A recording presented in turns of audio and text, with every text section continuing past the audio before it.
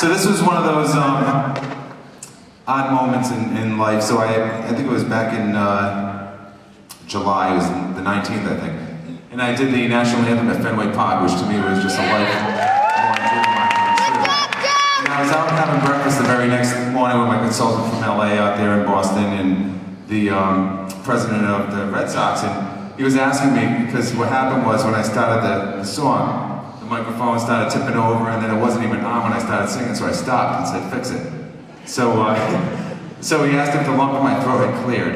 And I said, you know what, it's all good, and I got the whole national anthem in, and I was getting ready to head back here to Rhode Island. He's like, well, I gotta get back to Fenway, because Bob Cowsill is doing the national anthem today. So Lauren and I looked at each other and said, Bob Cowsill, can we go down to sound check? So we did. We went down to the field and got to say hi to Bob. So Bob, you know, I got to know him initially out in LA. He lives out in LA now, but he was originally from Rhode Island.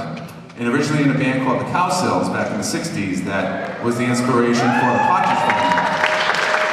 So without any further ado, I can go on and on about Bob Cowsill. I just think he's one of the best songwriters and performers ever. So without any further ado, Mr. Bob Cowsill.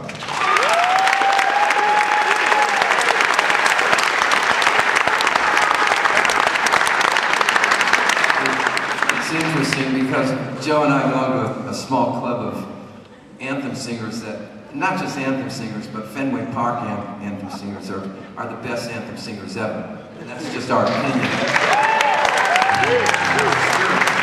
So I'm going to do some old hits that we had in the 60s, so we're going to shift here from a little bit sound-wise. And the interesting thing is, I saw Paul McCartney at the Hollywood Bowl back a little recent time. And I sat there, and this guy played for 3 hours straight and ran out of time. Not hit records, time. You know, I already knew what songs he hadn't done yet. After 3 hours, I thought, well, I guess we're going 4 hours, you know, because this was an amazing thing to me. And then I thought about myself and I said, well, I have to do an hour and a half concert with my family usually. And we only had 3 hits. So I thought, I think our show's tougher to do than McCartney's.